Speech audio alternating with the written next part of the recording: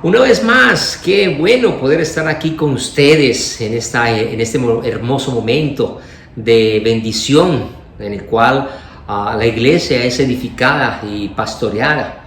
Hemos cambiado un poco la forma de la predicación en estos tiempos de cuarentena. El no estar congregándonos hace que nosotros utilicemos ahora los recursos y la tecnología, y lo que de pronto antes para nosotros era desconocido, pues ahora muchos pastores han tenido que empezar a hacer ajustes. Eso está pasando en el mundo entero.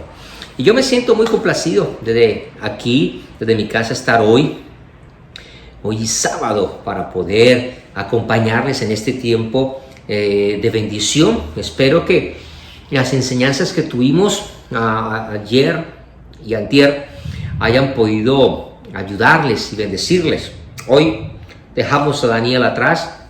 Espero que haya sido bendición para usted y para su casa, para empezar a aplicar los principios que aprendimos en los días anteriores. Me siento muy alegre, de verdad, muy contento el poder tener esta oportunidad. Hoy vamos a hablar de un tema diferente. Vamos a tocar otro episodio de la Escritura, otro gran hombre de Dios y un grupo de hombres que lo acompañan en un proceso bien bonito, bien interesante, que nos debe llevar a nosotros al final a reflexionar y a tomar una decisión. Y así espero que usted lo pueda asimilar y lo pueda usted recibir. De parte de mi esposa y de mi familia les envío un gran abrazo. Ella les envía un gran abrazo y han estado orando también por este tiempo con nosotros. Para comenzar, quiero introducir el tema ayudándoles a reflexionar y poniéndoles a pensar por un momento. Todos nosotros, los seres humanos,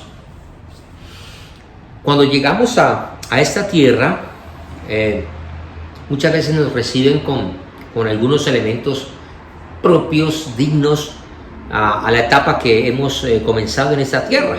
Nos dan regalos para vestirnos, para adornarnos, para cuidarnos, para limpiarnos, para una cantidad de cosas. Y los que hemos sido padres saben muy bien a lo que me estoy refiriendo: el preparar el lugar para el bebé, el poder comprar la cunita, las sábanas, que la almohadita, que esto y lo otro, que los teteros para purificar, y los pañales y todo los banderas que llegan con los bebés. Ok, se prepara un lugar porque viene una persona muy especial, viene un hijo o una hija, o en el caso de algunos de los hermanos, 2 hijos o 2 hijas, y hasta más, van llegando en esos embarazos. Entonces, a medida que nosotros vamos creciendo, algunas mamás son muy quisquillosas, muy cuidadosas, y van guardando algunos de esos elementos. La primera camisita del bebé, los escarpines, y van guardando objetos allí que con el tiempo se van volviendo importantes y valiosos, trascendentes. Pero ya nosotros comenzamos a tener conciencia y empezamos a decir: esto me gusta o esto no me gusta, esto me agrada, esto no, esto quiero tenerlo, o esto lo regalo, o lo entrego, o lo vendo, o lo boto, lo que sea. Pero vamos en medio de ese proceso haciendo que algunas de las cosas, de los artículos, de los elementos que tenemos, se vuelvan especiales para nosotros, muy especiales. Y por ejemplo, hay personas que seguramente tendrán en su armario, los varones, alguna camisa muy especial, alguna camisa que le regaló a alguien, o vio en X lugar y la compró, le costó X cantidad de dinero. Es la camisa que se pone solamente en momentos especiales. Eso pasa también con las mujeres. Ellas tienen su vestido especial. El vestido de novia, por ejemplo, es algo que guardan mucho de ellas allí en su armario, en su ropero, de una manera muy cuidadosa, porque ese fue el vestido del matrimonio. Y algunas fue el vestido de la abuela, que fue de la mamá, y se heredan los vestidos de novia. Algunas personas tenemos como muy especial algunos de los zapatos.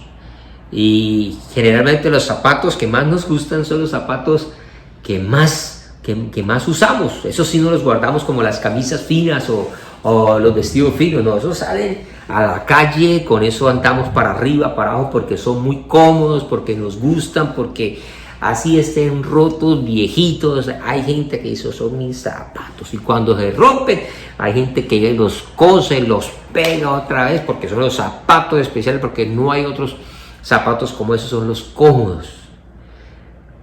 Puede que haya zapatos más finos ahí en el armario, en el closet allí, pero no hay como los zapatos especiales de uno. Algunos ya se sienten identificados.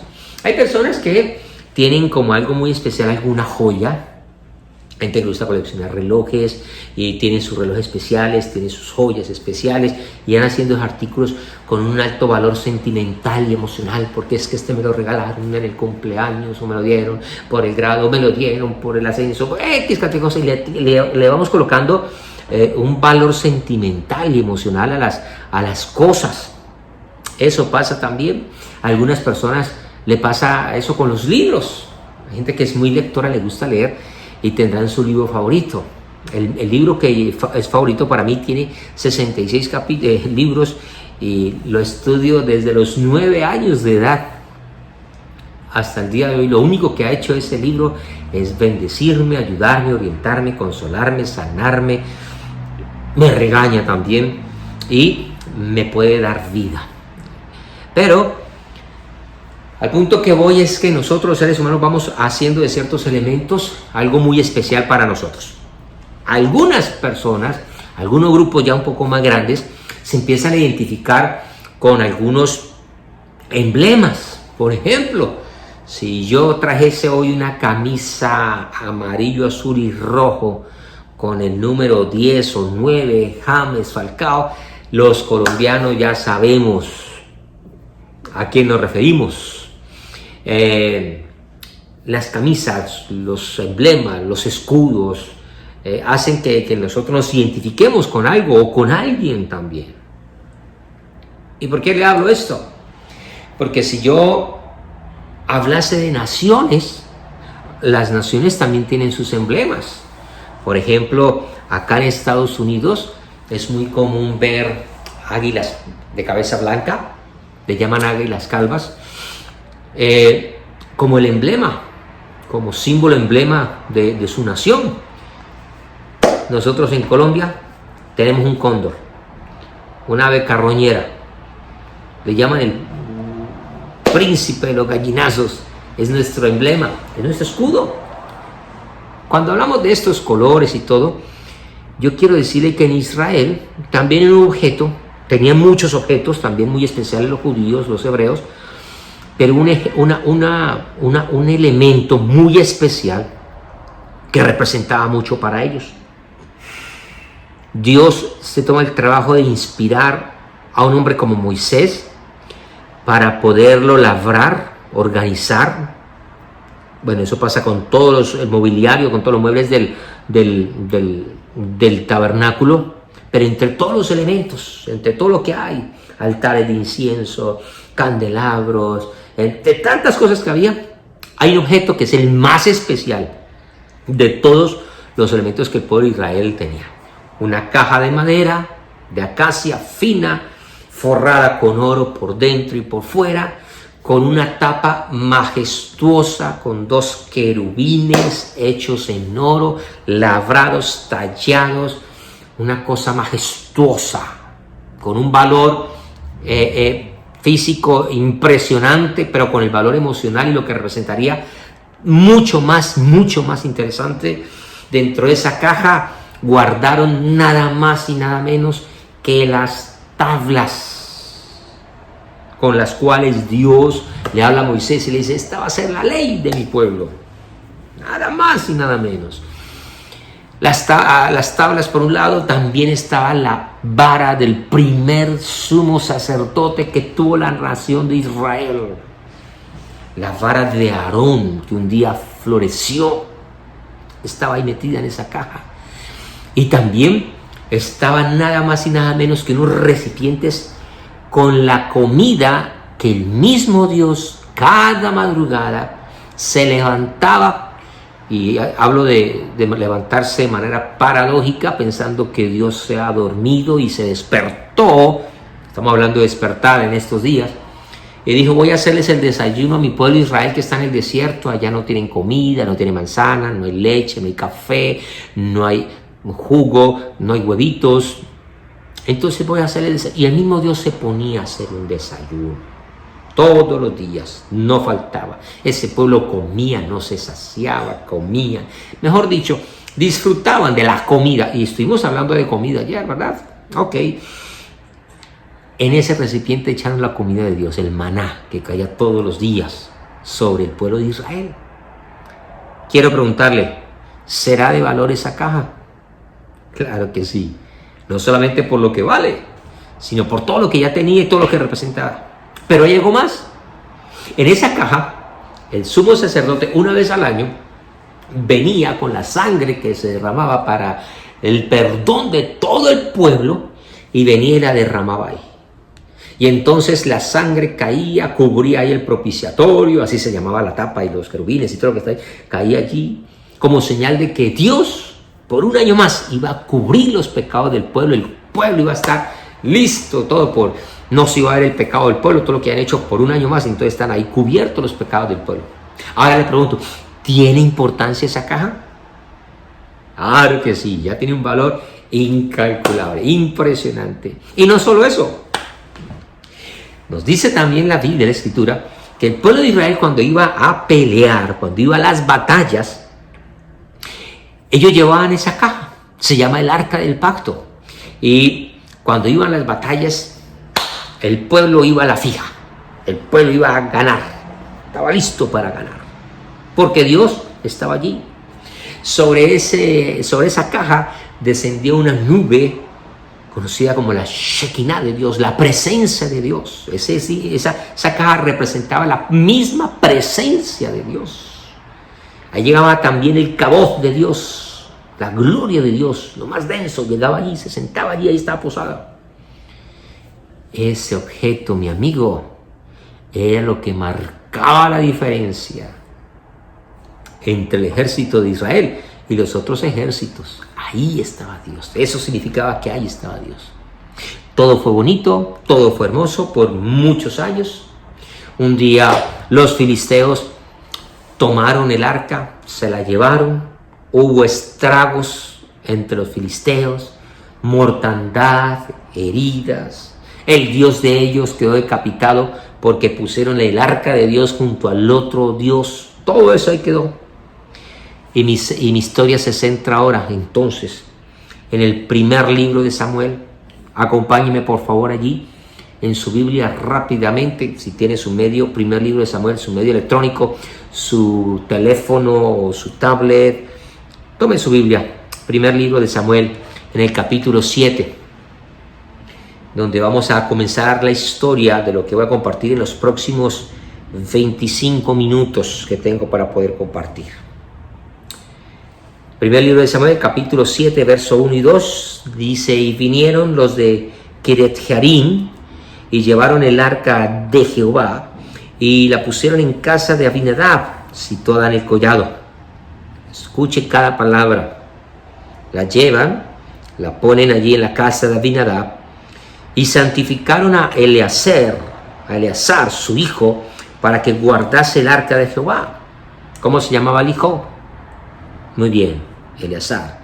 Desde aquel día que llegó el arca a Kiriat Jearim, pasaron muchos días. Y se toma el trabajo de explicar cuántos días. ¿Cuánto? 20 años. Y toda la casa de Israel lamentaba en pos de Jehová. Llega un momento en la historia donde el arca la recuperan, se la quitan a los filisteos, llegan al collado, ahí buscan la casa, ¿dónde vamos a guardar esto? Aquí hay un personaje, este personaje nos va a guardar el arca y metamos ahí acá por un tiempito, guárdenlo aquí por un tiempito. Pasaron 20 años, entonces tomaron uno de los niños, a Eleazar, lo prepararon, lo santificaron, lo ungieron, lo consagraron, le dieron las 7 vueltas, lo presentaron en el templo, le dieron investidura, aleluya, y ahora es el sacerdote de la casa. Estoy un poco parafraseando, un poco dándole dinamismo al texto para poder encontrar la esencia de lo que quiero llegar. Ok, hasta allí todo está bien, 20 años, se queda el arca ahí, y entonces saltémonos un poquitico y vámonos al segundo libro de Samuel. Segundo libro de Samuel. Para que usted llegue allí, vamos a ubicarnos en el capítulo 6. Capítulo 6. El arca la habíamos dejado allí, en Kiriat Jearim. Y entonces ahora dice el verso 11: y estuvo el arca de Jehová en casa de Obed-Edom, Geteo. ¿Cuánto tiempo? También dice el tiempo. 3 veces. Y bendijo Jehová a Obed-Edom y a toda su casa. El tema que quiero compartir en esta hora se llama 2 familias y una caja sagrada. Así le he puesto por nombre a este título, a esta enseñanza que quiero compartir con ustedes y notar la diferencia de lo que ha ocurrido. Para nosotros entender muy bien este segundo libro de Samuel, lo que está pasando en este texto del verso 11, tendría yo que mirar los 10 primeros versos. No vamos a tener el tiempo de poder leerla, pero sería imprudente de mi parte no orientarle a usted y enseñarle qué es lo que ha ocurrido. Lo voy a hacer con un compromiso: que usted, al finalizar la transmisión, usted comenta cómo le pareció la enseñanza del día de hoy y se va directamente a tomar su Biblia y va a leer segundo libro de Samuel en el capítulo 6 del verso 1 al 10, para que usted lo entienda. Le voy a contar y narrar rápidamente para entrar en el tema y avanzar. Lo que ha ocurrido en estos versos es que David se está rascando la cabeza, él está con una preocupación. Él dice: yo soy un hombre de Dios, pero no tengo dónde ir a adorar a Dios. Yo he estado en batallas, yo he estado en conflictos, he estado en campos de un lado para el otro, he estado encerrado, he estado en momentos difíciles y yo he querido buscar de Dios, pero ¿dónde está Dios? Yo oro y lo busco, pero yo quiero levantarle una casa, yo quiero hacer un templo para Dios. Yo quiero hacer, sí, vamos a hacer, y empieza a llamar, aquí quiénes son los sacerdotes, y empieza a llamar al liderazgo, y al primero que llama es a la junta directiva. ¿Quién es la junta directiva? Venga, papá, la junta. Y llama a los pastores. ¿Quiénes son los pastores? Llama a los pastores. Y los músicos, ¿quiénes son músicos? Llama a los músicos. Y entonces, ¿quiénes son los diáconos? Y empieza a llamar aquí al diaconado también. Y empieza a llamar, y aquí y empieza a organizar todo. Y se organiza todo, pero se da cuenta que falta algo muy importante. No había púlpito, no había lugar, no había altar, no había lugar donde se manifestaba la gloria de Dios, no existía. Entonces David llega y dice: no, aquí hay que buscarla. ¿Dónde está esa caja? Esa caja que tanto hablan aquí los sacerdotes, hay que traer eso que manifiesta la presencia de Dios. Yo necesito esa caja. ¿Dónde está la caja? Y entonces van y se dan cuenta, investigan por ahí, se dan cuenta que por allá estaba en un terreno, por allá lejos, por allá. Y entonces David dice: no, hay que traerla, vámonos para allá. Y entonces David sale y se va para ese lugar a buscar el arca del pacto que estaba allí, donde estaba toda esa majestuosidad. Y entonces encuentran a Abinadab. Muchas gracias. Uy, qué pena, usted le dejamos tirar esta caja aquí por 20 años. No, tremendo. Necesitamos llevarnos la caja. Y entonces Abinadab y toda la gente dice: bueno, hay que transportarla, montemos, hagamos un carro nuevo, aquí le ponemos los herrajes, ponemos la llanta, ponemos todo, organizan todo, están los animales que lo van a transportar, se va. Y me hace un favor, dice Abinadab, me hace un favor, Ahío y Usa, hijos míos, lindos, bellos y hermosos, los quiero mucho, me hacen el favor, ustedes van a llevar el arca. Y David dice: sí, señor, se lo llevan. Ustedes que conocen tanto esto, váyase. Entonces Ahío se va adelante, Usa se va atrás, comienza la travesía, comienza todo ese ese protocolo, esa parafernalia, y empieza a sonar la música, y empiezan los tambores y las trompetas, y empieza el vallenato, y hay hombre, y empieza toda esa fiesta, y arrancan, y cuando van por allí caminando, dice la historia, que una piedra en el camino les enseñó que su destino era rodar y rodar. No era rodar y rodar. Una piedra en el camino se atraviesa y hace tambalear el arca de Israel, el arca de Jehová. Entonces se tambalea, y a lo que se va a caer la caja, viene Usa con un corazón bonito y empieza a tratar de detener la caja, y cuando le pone la mano, ¡pum!, se muere, cae muerto. Eso hace que David y toda la fiesta se acaba. Eso hace que los músicos desafinen, sueltan trompetas, todo se para. Y entonces se entristece David y dice, no, aquí no podemos seguir. Metamos esa caja por aquí, guardemos eso, porque aquí hay que enterrar el muerto, hay que celebrar luto, esto no puede ser, y entonces busquemos dónde guardamos esto. Y aparece por ahí un personaje que ya leímos ahí, el verso 11 que leímos ahí, Obed-edom, y hace reflexionar a David con respecto a esta situación. Pero más que seguir avanzando en la historia, quiero que miremos esto. Esa caja que representa el arca del pacto, el arco de la presencia de Dios, estuvo 7 meses con los filisteos. Durante esos meses hubo estragos, como ya le conté. Esa misma caja llega a la casa de Abinadab, estuvo 20 años, no pasó nada. Pero esa misma arca llega 3 meses a la casa de Obed-edom y todo se transformó. Esa misma arca que llega a la casa de Abinadab, la Biblia no dice que Abinadab era un sacerdote, pero tal vez por las condiciones de que el arca solamente podía ser transportada por sacerdotes, cuidada por sacerdotes, el solo hecho de tomar a un niño para consagrarlo, para que fuera el encargado de cuidar esa arca, de velar por la presencia de Dios, nos daría a pensar, y muchos estudiosos llegan a pensar, que Abinadab o tendría sangre sacerdotal o definitivamente si era sacerdote, preparado para cuidar del arca. Pero ¿cómo es posible que en otra casa no sacerdotal, de un hombre que dice la Biblia es geteo, no era israelita, no era de sangre sacerdotal, no tenía casta pastoral, no tenía sangre de pastor, un extraño empieza a ocurrir cosas allí bien interesantes? Yo me imagino a Eleazar, el niño que es consagrado, el que guarda el arca.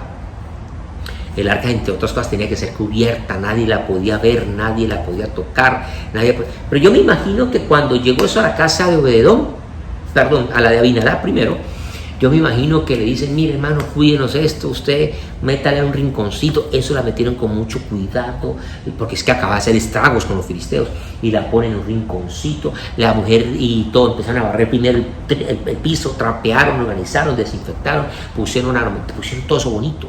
Eso ponen ahí, le ponían las florecitas y venían y tal. Al día siguiente llegó toda la gente, oiga Abinadab, ¿cómo está el arca? No, está buenísimo, ahí está bien, venga, podemos entrar. No, pues la miraban, ¿cómo así? La gente se da cuenta que el arca llegó a la casa de Abinadab, y entonces la gente venía, hacía cruzadas, iba para ahí a ver cómo el arca del pacto, el arca.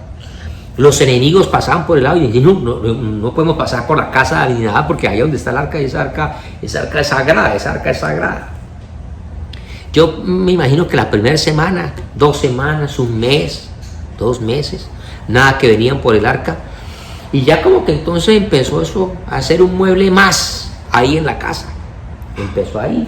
Al comienzo le sacudían el polvo todos los días, ya después la mujer sacudía el polvo ahí cada semana. Los hijos jugaban fútbol por todos lados, menos por esa caja, porque eso no. Ya lo último, eso juguemos fútbol aquí, echamos pelota acá. Los tres muchachos, Eleazar, Agío y Usa, jugando. Se familiarizaron ya, esa caja se volvió un mueble más de la casa. 20 años pasaron. 20 años y se olvidó de la caja. Eso se quedó ahí. Y entonces va a llegar un momento donde Dios va a inquietar a un David a preguntar, oye, ¿qué pasa aquí? Note lo siguiente: casas diferentes, la misma arca,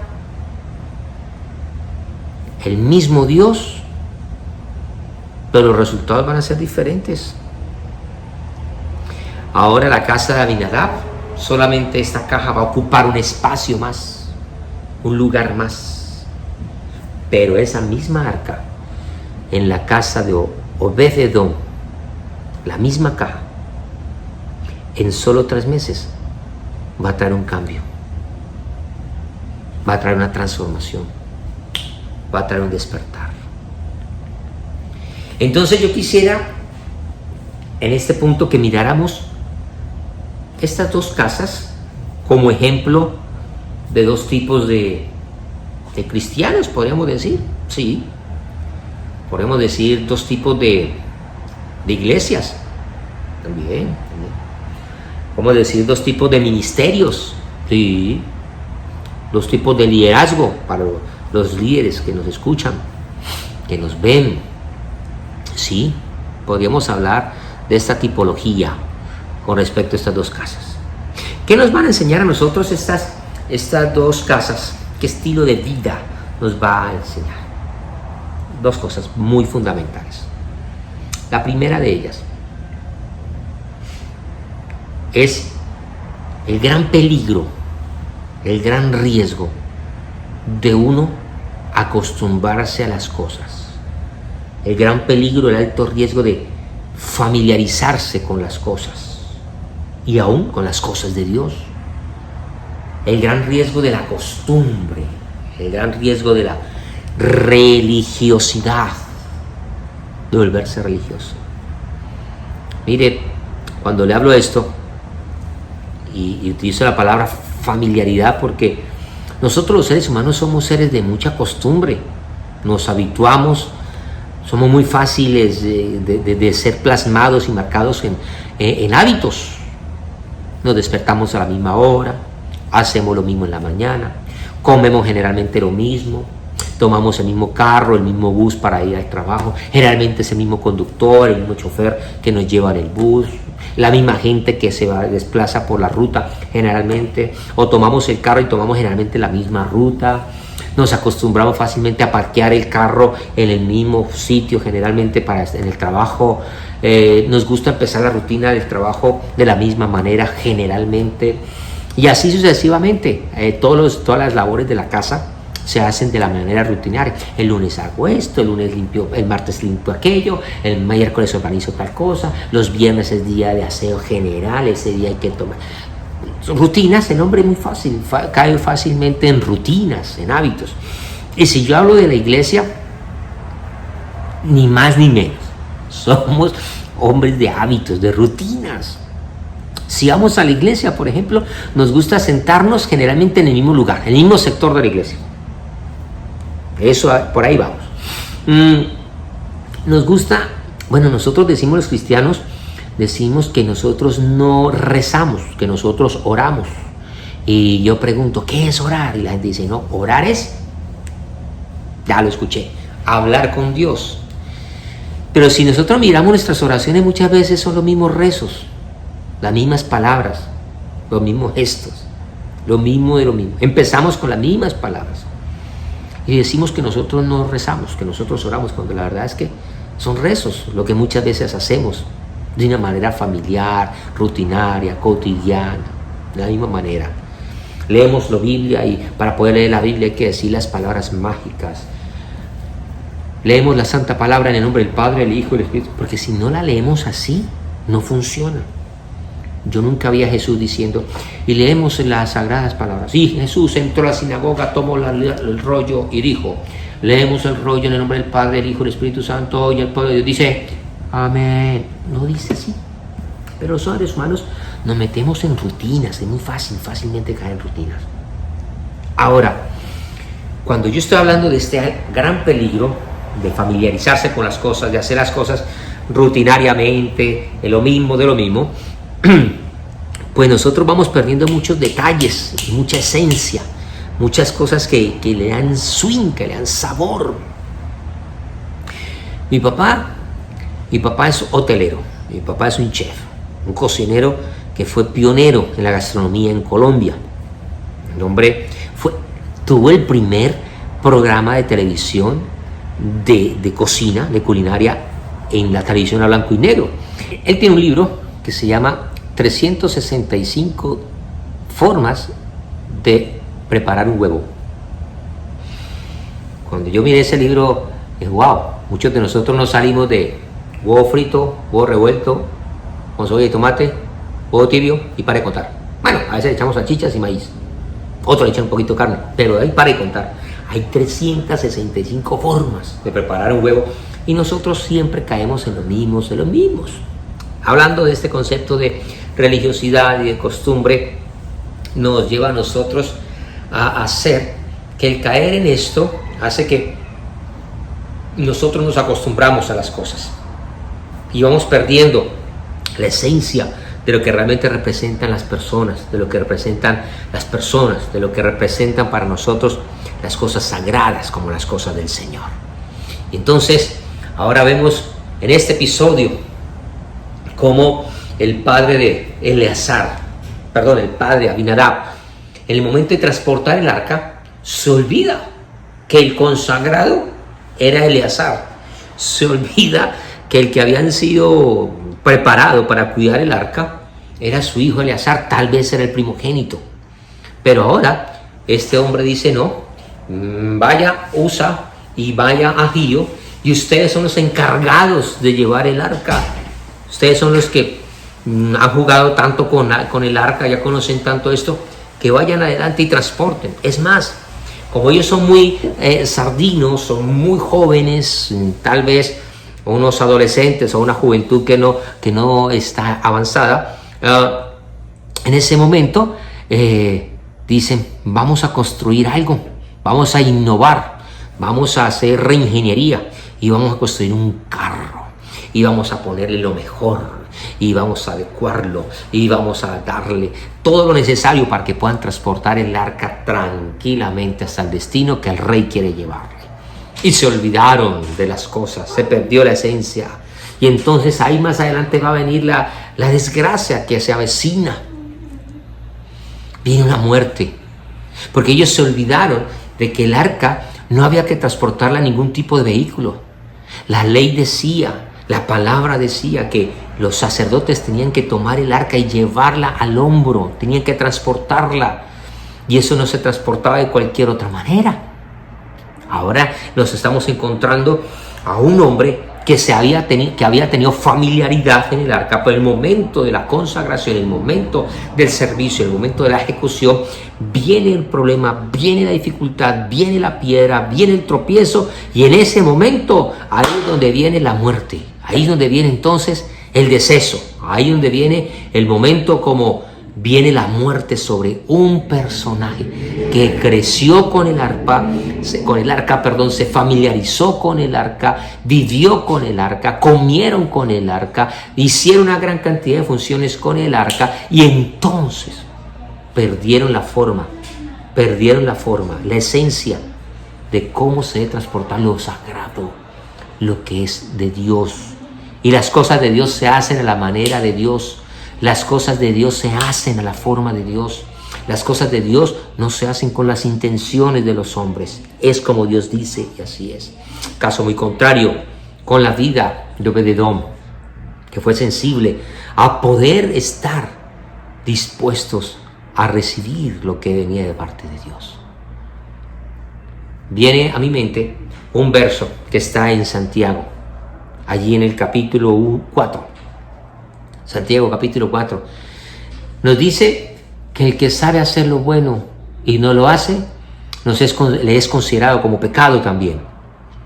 Es muy fácil acostumbrarse no solamente a las cosas ritualistas, a la religiosidad, sino también el pecado puede estar entrando en nuestra vida y de una manera poco a poco, gradualmente, como decíamos ayer, se van corriendo las estacas, se van corriendo las tiendas y se van ubicando cada día más cerca de Sodoma, hasta que ya estamos habitando en medio de la ciudad de pecado. Y eso hace que entonces nosotros entremos en esa triste angustia, en ese letargo espiritual, en ese adormecimiento espiritual, en esa condición de estar allí pensando que se está agradando a Dios, pensando que se tiene la presencia de Dios, pensando que se tiene el respaldo de Dios, pensando que se puede hacer las cosas como se quiere, pero olvidándose de la dinamicidad, de la frescura que solamente proviene el tener una vida guiada y orientada por el Espíritu de Dios. El segundo peligro con el cual vamos a terminar es ese alto riesgo, el alto costo de familiarizarse entonces con el pecado. No solamente nos acostumbramos a las cosas buenas, nos acostumbramos a las cosas malas, a lo que nos lleva a nosotros a perder la esencia de nuestra vida, el propósito por el cual nosotros fuimos creados. Entonces, ¿qué produce en nosotros esa religiosidad, esa costumbre? ¿Qué produce? Lo primero que vamos a notar y ver es que nos hace perder la esencia y el valor, la noción del valor, de lo que valen realmente las cosas. Cuando uno se familiariza con algo, pues entonces le deja de dar el valor necesario. La camisa, que es muy especial, cuando se comienza a usar ya frecuentemente, ya va a llegar un momento donde va a ser el trapo y el limpión para sacudir el mesón. Los zapatos viejos, ya llega un momento donde nos familiarizamos tanto que empezamos a ver unos zapatos nuevos y entonces empezamos a decir: yo quiero esos. La joya que se cuidaba, que se guardaba en la caja, que se apreciaba, ya se deja por ahí guardado, tirada por cualquier lado. Ya, eso queda por ahí. El novio que se cuidaba, que se quería, la novia que se cuidaba y se quería mucho, como ya la esposa, y ya la vemos todos los días, ya no es cada fin de semana, sino todos los días, entonces ya la dejamos por ahí la dejamos, por ahí, en cualquier lugar. El hijo que se cuidaba mucho cuando recién llegó, que eso había que cuidarlo, que con guantes de seda, tratar y tal cosa. Cuando se caía le corríamos. Ahora, como ya creyó, párese solo, ya lo dejamos que trabaje solo, ya que no venga, ya está, ya tiene con 30, 40 años, no sé qué va. Si aparece, pues ya ni cuenta nos dimos, por la familiaridad. Se va perdiendo la noción, el valor de las cosas, la esencia de cuánto vale esto. Y con Dios pasa igual. Ya como oramos, ya como leemos la Biblia, ya como voy al culto, ya como, bueno, no fuimos al culto, ya no entré a la transmisión, no fui a la campaña, no pude ver por el Facebook, no entré, ya no me llamó, ya no visito, ya no... Como ya tengo el título, mientras logramos el líder tal, ahí sí orábamos, ayunábamos, clamábamos. Cuando ya nos dijeron, a partir de ahora vas a hacer tal, ya no oro, ya no ayuno, ya no busco a Dios. Yo soy el líder, que evangelicen ellos, que ganen alma de ellos, que discipulen ellos. Y yo no, porque yo soy fulano y tal. Se va perdiendo eso. Ahora, es muy triste que Abinadab se haya familiarizado tanto, junto con su familia, se han familiarizado tanto a la presencia de Dios, al arca de Dios. Y ellos pensaban que podían manejar las cosas como ellos querían, porque tenían la experiencia. Tenemos una experiencia de 20 años, nosotros sí sabemos cómo es. David cometió el grave error de confiar en la experiencia del que más sabía y se cometió un alto riesgo. Eso va a hacer que en el momento menos esperado, cuando hayan problemas, cuando haya dificultades, la piedra no te va a preguntar cuánta oración tienes, qué tanta habilidad tienes para predicar, qué tanta experiencia tienes. La prueba o la piedra, te va a preguntar ¿Estás haciendo las cosas de la forma como Dios dice? ¿Estás siendo obediente a lo que Dios determina? ¿O es que te crees más inteligente que Dios, más sabio que Dios, más innovador que Dios? ¿Crees que puedes utilizar todos los recursos como quieres? No, los recursos están, pero si no es que los que Dios quiere que se usen, no hay que tocarlos. Cuando yo estaba en Bogotá, les comentaba en el primer día, fundé una iglesia en el barrio Milenta, allí en la avenida 68. Y ciertas iglesias comenzaron a crecer y en el sector empezaron a ubicarse por la zona industrial, empezaron a llegar varias iglesias. Y usted conoce muy bien el sector ya y sabe que allí hay levantadas varias iglesias ya significativas. Cuando yo llegué a Bogotá, le dije a Dios, yo no quiero ser un pastor más, ¿qué debo hacer? El Señor me empezó a enseñar qué debía hacer. Y yo decía, voy a ser como fulano de tal. Decía, no. Voy a poner los grupos así. No. Debo empezar a hacer culto los viernes de gloria. No. Voy a empezar esto así. Y Dios no me dejaba. Aprendí que Dios le dio una estrategia a un pastor y le dio otra estrategia a otro pastor y le dio otra estrategia a otro pastor. Y aunque eran diferentes estrategias, Dios bendecía a los hombres de Dios que eran fieles a la estrategia que Dios le dio. Porque unos crecieron de una manera, otros de otra, pero fueron fieles a lo que Dios le dio. Entonces lo importante, el secreto no es hacer lo que otros hacen, sino hacer lo que Dios dice que hay que hacer. Y para ello se necesita intimidad, se necesita ser muy sensible. Lo segundo que vamos a ver es que el volvernos de esta manera tan religiosa va a hacer que nosotros nos volvamos incrédulos. ¿Sabe que Jesús no pudo hacer muchos milagros por causa de esa incredulidad y la dureza del corazón? Ya como nosotros sabemos tanto. Y si a eso le agregamos pecado, el pecado se vuelve el corazón como una roca, como una piedra. Eso se vuelve ahí blindado, una armadura que impide que nosotros tengamos la frescura, tanto para dar como para recibir. Y lo último es que la gente que vive en religiosidad pierde la alegría, pierde ese gozo, pierde esa disposición, esa esencia de asumir cada día, cada reto, cada batalla. Eso produce cuando se rompe la comunión con Dios, la gente insatisfecha, la gente no se satisface con lo que tiene, con lo que ha alcanzado, sino que va a querer más y más y más y se pierde la verdadera esencia del Señor. Así que mi llamado en esta hora es para que nosotros podamos volver a la frescura de Dios, a que nuestras casas, en nuestros hogares se vuelvan casas como las de Obed-Edom, donde solo 3 meses, bastó solamente 3 meses para vivir la transformación, el cambio, el avivamiento, el despertar, la prosperidad. Obed-Edom no fue a buscar prosperidad. Él no es de esos que iba, como muchos cristianos, que iban donde el pastor tal para que le bendiga, donde el pastor tal para que lo sane, donde el pastor tal para que le dé prosperidad, donde el pastor tal. No. Él no está buscando prosperidad, él no está buscando sanidad, él no estaba buscando, sino era un geteo distante, al cual la misericordia de Dios lo alcanzó, al cual el rey lo buscó, al cual el rey lo cobijó y lo encomendó. Más adelante, el que iba a guardar en el templo el arca, iba a cuidar como portero, iba a ser este señor Obed-Edom. No se llamó Abinadab.